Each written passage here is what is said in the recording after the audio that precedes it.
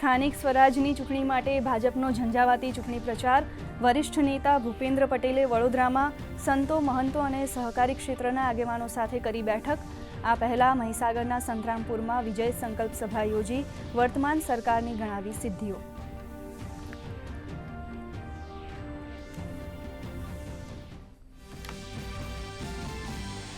ભાજપના સ્ટાર પ્રચારક હર્ષ સંઘવીએ નર્મદામાં ચૂંટણી સભા સંબોધી આપ પર કર્યા પ્રહાર.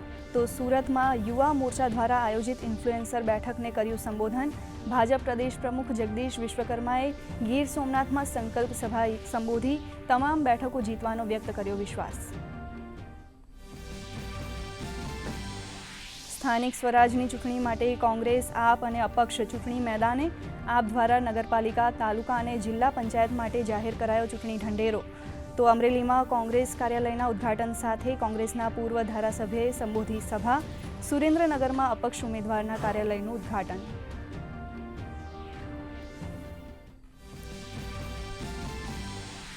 ભારત અને દક્ષિણ કોરિયા વચ્ચે વેપારને 2030 સુધી $50 બિલિયન સુધી પહોંચાડવાનું લક્ષ્ય. પ્રધાનમંત્રી નરેન્દ્ર મોદીએ બંને દેશો વચ્ચે વેપાર કરારને અપગ્રેડ કરવા અને India Korea digital bridge launch કરવાની કરી વાત. તો દક્ષિણ કોરિયાના રાષ્ટ્રપતિએ ભારત સાથેના સંબંધને ગણાવ્યા મહત્વપૂર્ણ.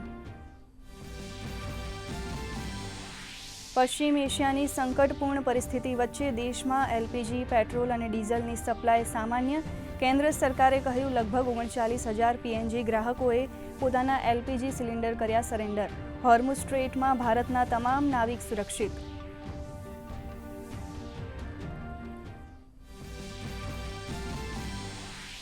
જમ્મુ કાશ્મીરના ઉધમપુરમાં બસ ખીણમાં ખાબકતા 21 લોકોના મોત, 61 ઘાયલ. રાષ્ટ્રપતિ, પ્રધાનમંત્રીએ મૃતકોના પરિજનોને પાઠવી સાંત્વના. મૃતકોના પરિવારજનોને ₹2 લાખ અને ઇજાગ્રસ્તોને 50,000 સહાયની જાહેરાત.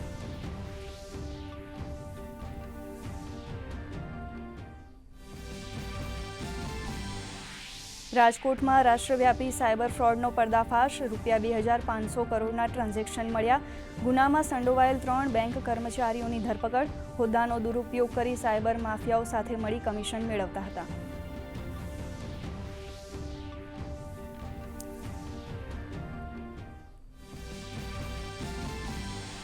દક્ષિણ પશ્ચિમ રાજસ્થાન તરફ સક્રિય સિસ્ટમની અસર હેઠળ રાજ્યમાં માવઠાનું સંકટ.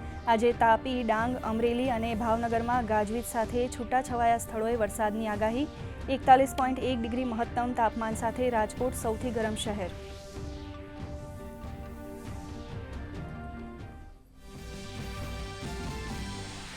IPLમાં આજે અમદાવાદના નરેન્દ્ર મોદી સ્ટેડિયમમાં ગુજરાત ટાઇટન્સ અને મુંબઈ ઇન્ડિયન્સ વચ્ચે મેચ. ગુજરાત પાસે સતત ચોથી જીતની તક. મુંબઈની ટીમ હારનો સિલસિલો તોડવા ઉતરશે મેદાને.